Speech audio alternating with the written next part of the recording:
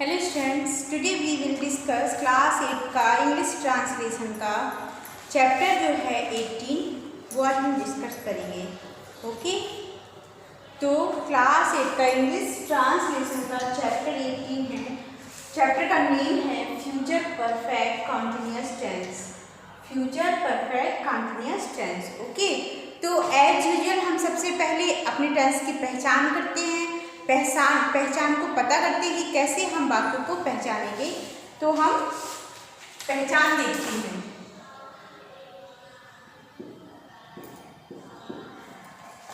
ठीक है, तो फ्यूचर परफेक्ट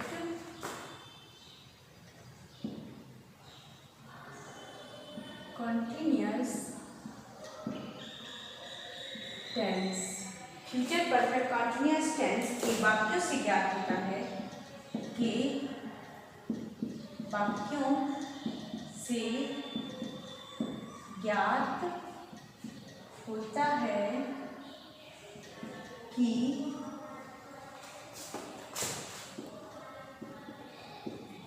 भविष्य में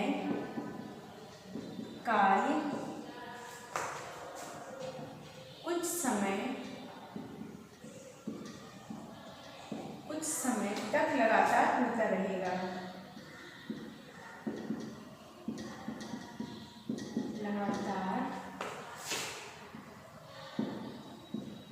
होता रहेगा और पूरा नहीं होगा। ठीक है, तो फ्यूचर परफेक्ट कॉन्टिन्यूअस टेंस के वाक्यों से ज्ञात होता है कि भविष्य में कार्य कुछ समय तक लगातार होता रहेगा। आगे यानी भविष्य में कार्य है वो कुछ समय तक लगातार होता रहेगा और पूरा नहीं होगा, लगातार होता ही रहेगा। ठीक है, इस काल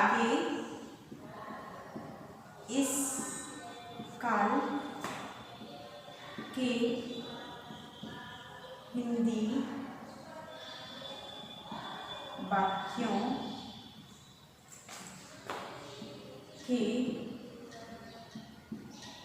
के अंत में किसी समय से रहा होगा,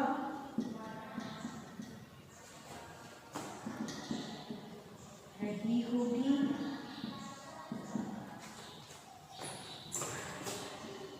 रहे होंगे आदि आदि। ठीक है, इस काल के हिंदी वाक्यों के अंत में किसी समय से यानी समय का भाव मिलेगा हमें, से रहा होगा, रही होंगी, रहे होंगे आदि आते हैं।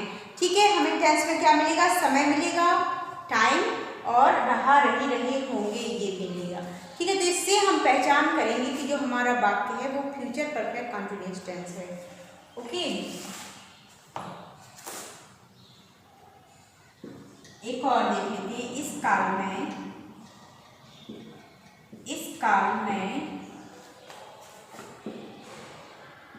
भविष्य में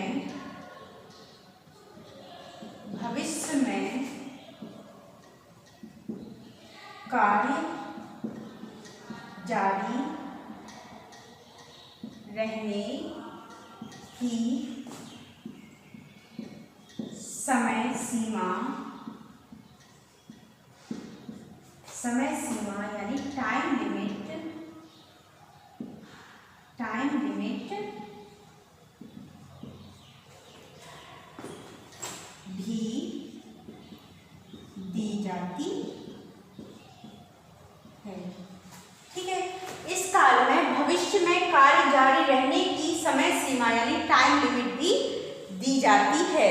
ओके, तो क्या है इस फ्यूचर परफेक्ट कॉन्टिन्यूअस टेंस के वाक्यों से ज्ञात होता है कि भविष्य में कार्य कुछ समय तक लगातार होता रहेगा और पूरा नहीं होगा। इस काल के हिंदी वाक्यों के अंत में किसी समय से रहा होगा, रही होगी, रहे होंगे आदि आते हैं, यानी समय के साथ रहा होगा, रहे होंगे आदि आते हैं। और इस काल में भविष्य में कार्य जारी रहने की समय सीमा यानी लिमिट, जो टाइम लिमिट है वो भी दी जाती है, टाइम लिमिट भी देखने को मिलती है। ठीक है, तो ये हम इससे पहचानेंगे कि जो हमारा वाक्य है वो फ्यूचर परफेक्ट कॉन्टिन्यूअस टेंस है। अब हम चलते हैं रूल्स की ओर।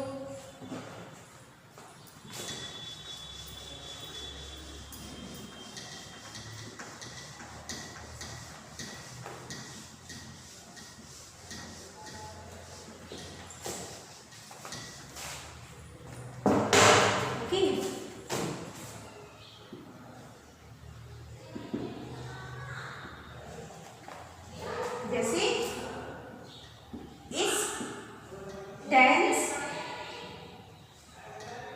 इस टेंस के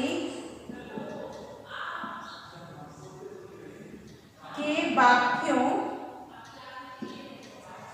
में will have been या shall have been के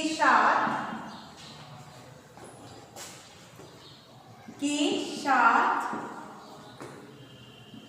वर्ग के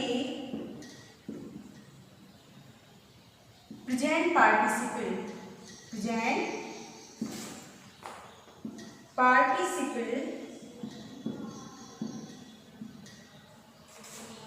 यानी फर्स्ट फॉर्म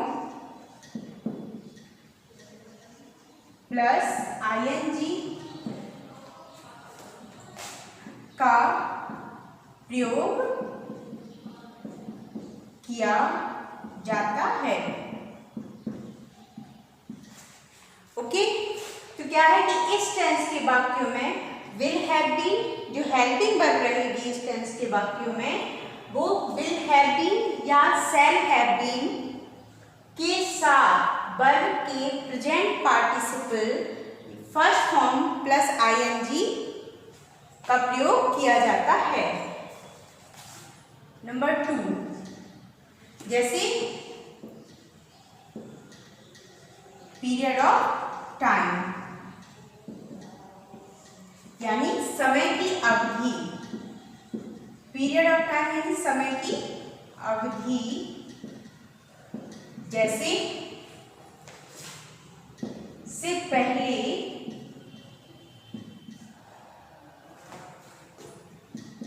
फोर का प्रयोग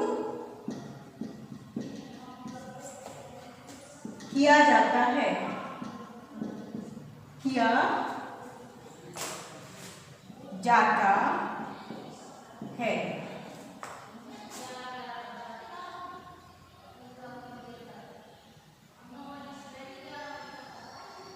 ठीक है। तथा जैसे पॉइंट ऑफ टाइम, अब देखते हैं जैसे, ठीक है, जैसे पीरियड ऑफ टाइम यानी समय की अवधि, जैसे 30 वर्ष, 2 दिन, 4 महीने, सप्ताह, तो क्या है ये पीरियड ऑफ टाइम यानी से पहले हम 4 का यूज करेंगे। और नंबर 2, हमारा जो टाइम है वो कैसा है, 2 तरह का है। कैसा, एक है आपका पीरियड ऑफ टाइम, दूसरा है आपका पॉइंट ऑफ टाइम। तो पॉइंट ऑफ टाइम देखते हैं, पॉइंट ऑफ टाइम यानी समय का निश्चित बिंदु, ठीक है। पॉइंट ऑफ टाइम का मतलब है समय का निश्चित बिंदु, से पहले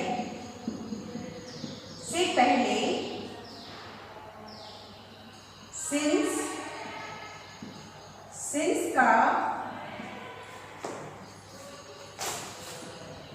प्रयोग करेंगे, किया जाता है, ठीक है, प्रयोग किया जाता है।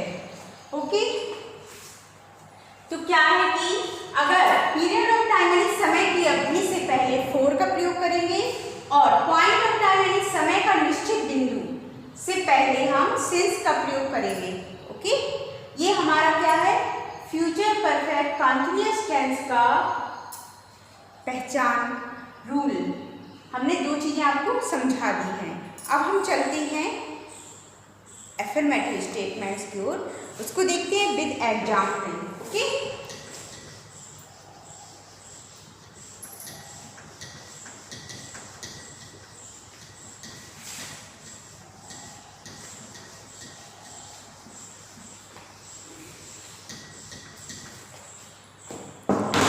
अब देखते हैं एफर्मेटिव स्टेटमेंट्स।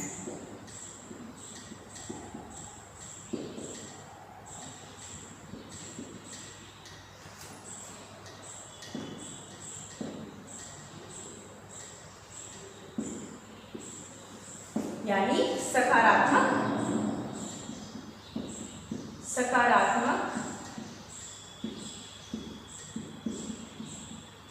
वाक्यों में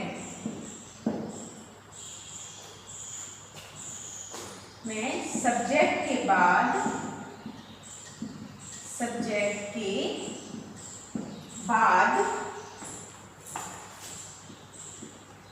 shall have been या will have been और फर्स्ट फॉर्म प्लस आईएनजी का प्रयोग किया जाता है। ठीक है, तो जो हमारा फ्यूचर परफेक्ट कंटीन्यूअस टेंस का एफर्मेटिव स्टेटमेंट्स है, तो उसमें क्या है, अफर्मेटिव स्टेटमेंट्स यानी सकारात्मक वाक्यों में सब्जेक्ट के बाद शैल हैव बीन या विल हैव बीन और फर्स्ट फॉर्म प्लस आईएनजी का प्रयोग किया जाता है। अब हम एग्जाम्पल के साथ देखते हैं। ओके,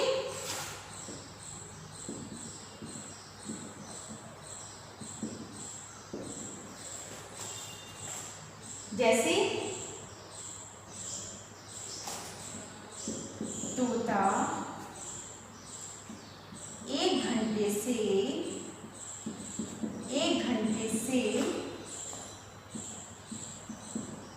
आकाश में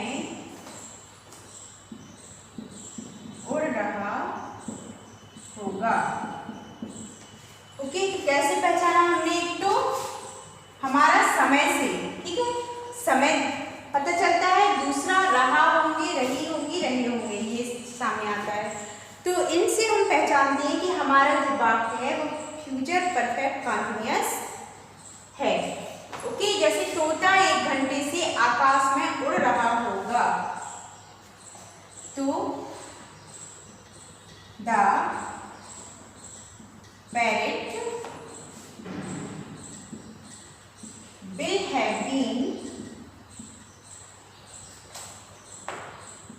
flying, क्योंकि हम इसमें क्या करेंगे, हेल्पिंग वर्ब के साथ वर्ब की first form plus I N G add करते हैं, तो flying in the sky, sky 1 घंटे से, तो ये कोई क्या है, ये पीरियड ऑफ टाइम है, यानी समय का पीरियड ऑफ टाइम यानी समय की अवधि है। ठीक है, तो क्या करेंगे इसमें, for an our, full stop. Okay, जैसे तोता 1 घंटे से आकाश में उड़ रहा होगा, तो the parrot will have been flying in the sky for an hour. Okay,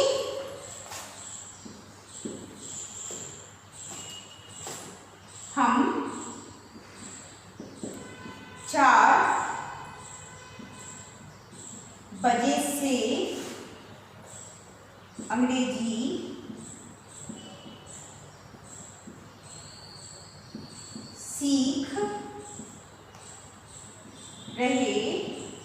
होंगे।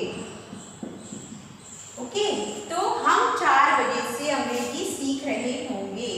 तो देखते हैं वी, हम आई और वी के साथ शैल का यूज करेंगे। तो we shall have been learning, ठीक है, लर्न में ING ऐड करेंगे, लर्निंग इंग्लिश सिंस 4 o'clock। ठीक है, टाइम का जो पॉइंट ऑफ टाइम यानी समय का निश्चित बिंदु है तो हम सिंस लगाएंगे।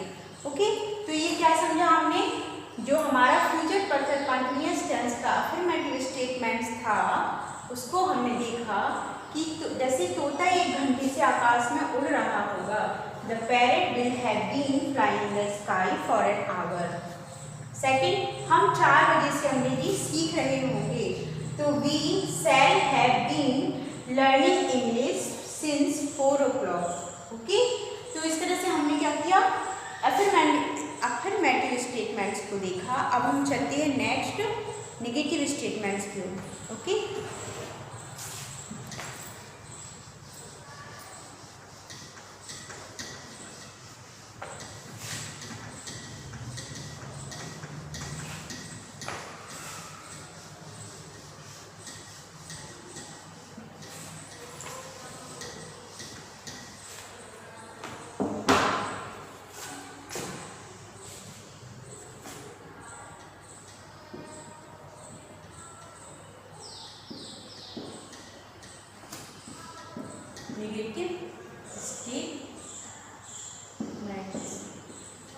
नेगेटिव स्टेटमेंट्स यानी नकारात्मक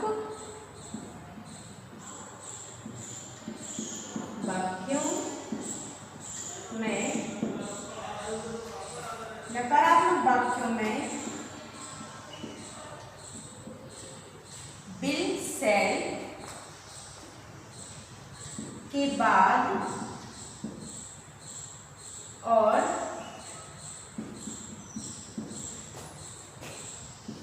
हैव से पहले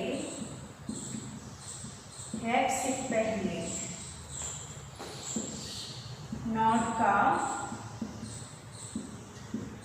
प्रयोग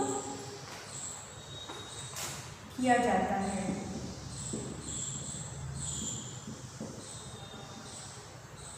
ठीक है, नेगेटिव स्टेटमेंट्स में नकारात्मक वाक्यों में विल शैल यानी विल शैल के बाद और हैव से पहले हम क्या करेंगे, नॉट का यूज करेंगे। ओके, नॉट का यूज करेंगे। एग्जाम्पल देखते हैं।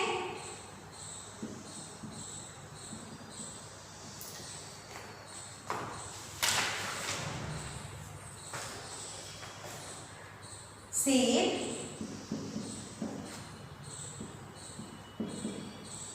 आधी रात से दहाड़ नहीं रहा होगा। ओके, तो हमने क्या है, नेगेटिव नहीं है ना, नहीं है, शेर आधी रात से दहाड़ नहीं रहा होगा, तो द लाइन विल, ठीक है, विल शैल से के बाद यानी will not have been roar में ING रोरिंग सिंस आधी रात से, सिंस मिडनाइट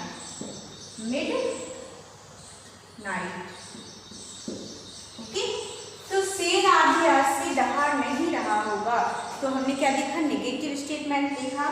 तो हमें विल शैल के बाद और हैव से पहले नॉट लगाना है। और देख लेते हैं, नौकर 8 बजे से भोजन नहीं बना रहा होगा। नौकर 8 बजे से भोजन नहीं बना रहा होगा। तो the servant will not have been cooking food since 8 o'clock.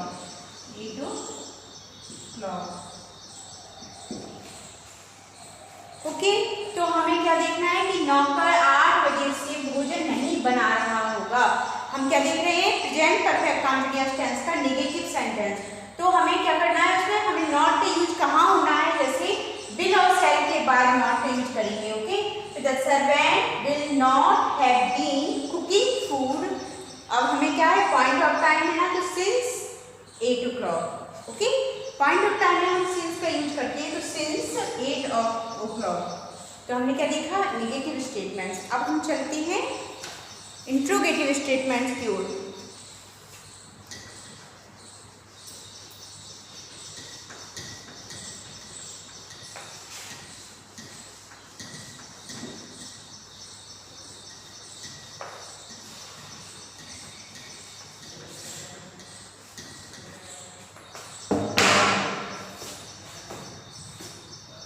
ठीक है,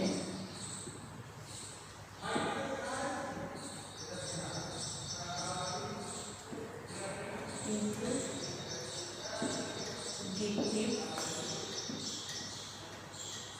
स्टेटमेंट्स।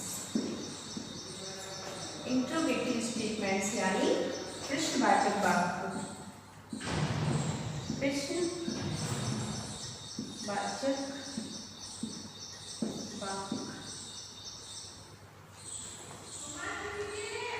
वाक्यों में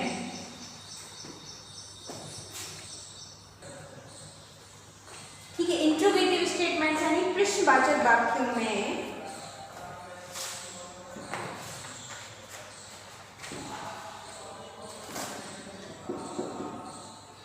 देखो, सब्जेक्ट से पहले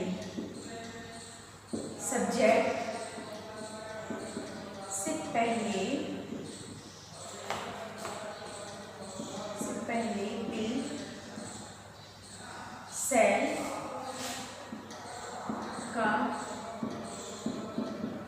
प्रयोग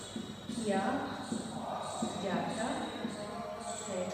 ठीक है, सब्जेक्ट से पहले विल शैल का प्रयोग किया जाता है। तो कैसे समझेंगे? यदि वाक्य के स्टार्टिंग में क्या आता है। ठीक है, एज यूजुअल जैसे अभी तक हम इंट्रोगेटिव स्टेटमेंट चलती रही वैसे ही हमारा है।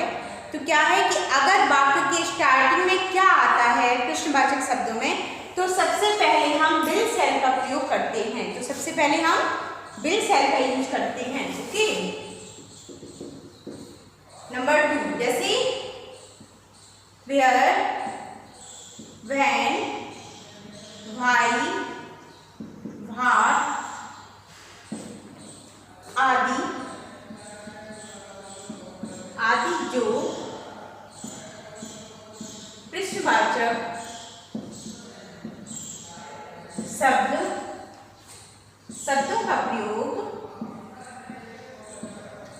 शब्दों का प्रयोग विल शैल से भी पहले किया जाता है। ठीक है, तो जो वेयर, व्हेन, व्हाई, व्हाट आदि जो प्रश्नवाचक शब्द हैं उनका प्रयोग विल शैल से भी पहले किया जाता है। तो कैसे समझेंगे कि यदि वाक्य के बीच में प्रश्नवाचक शब्द पहले आता है, वाक्य के बीच में प्रश्नवाचक शब्द आता है, तो क्या करेंगे? सबसे पहले हम प्रश्नवाचक शब्दों की इंग्लिश बनाएंगे, इसके बाद विल शैल का यूज करेंगे। ओके, तो और भी रूल देख लेते हैं।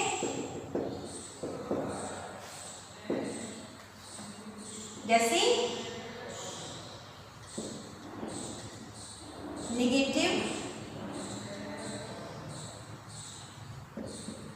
नेगेटिव क्वेश्चंस में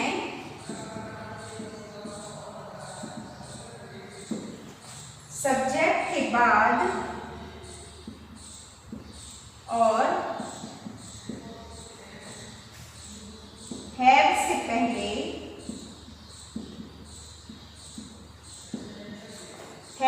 पहले नॉट का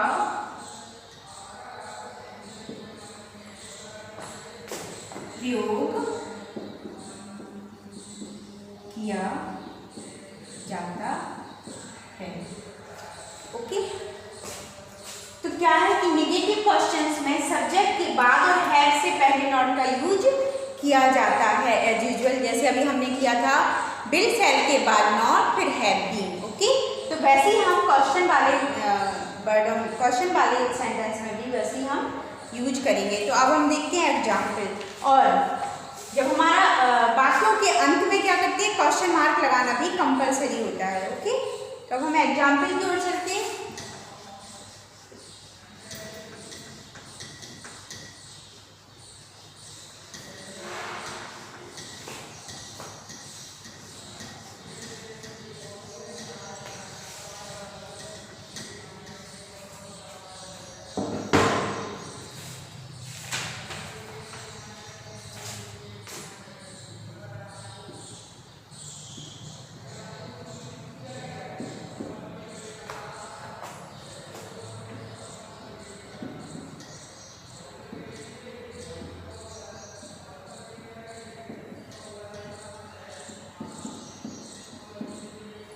वही 1 घंटे से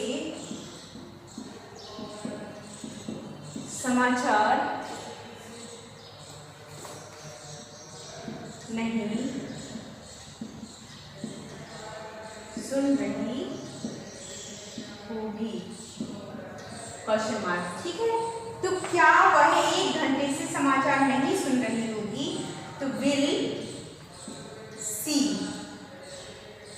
not have been listening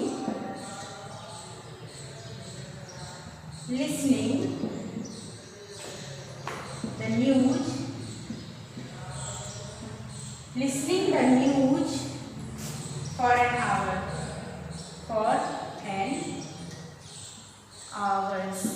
question mark। क्या वह 1 घंटे से समाचार नहीं सुन रही होगी, तो विल। ठीक है, अगर हमने क्या देखा था कि वाक्य के स्टार्टिंग में क्या आता है, तो सबसे पहले हम हेल्पिंग वर्ब रखेंगे, तो विल फिर सब्जेक्ट। अगर वाक्य में नॉट है तो सब्जेक्ट के बाद नॉट लगाएंगे, तो will she not have been listening the news for an hour और क्वेश्चन मार्क। एक और देख लेते हैं।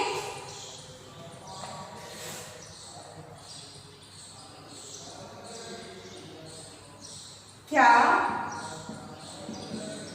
माली 4 दिन से पेड़ लगा रहा होगा? ठीक है, तो क्या माली 4 दिन से पेड़ लगा रहा होगा, तो will the gardener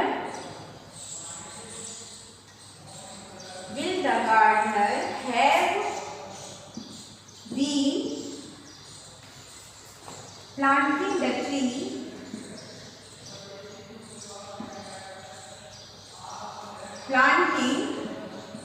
the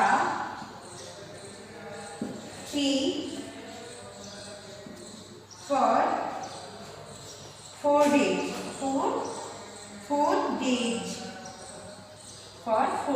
question mark. Okay, तो क्या देखते हैं, क्या माली 4 दिन से पेड़ लगा रहा होगा, तो will the gardener have been planting the tree for 4 days।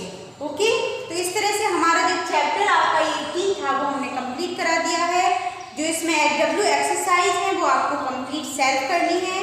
Okay, और नेक्स्ट वीडियो में नेक्स्ट चैप्टर के साथ मिलते हैं। तब तक के लिए बाय, और वीडियो को लाइक करिए, सब्सक्राइब करिए।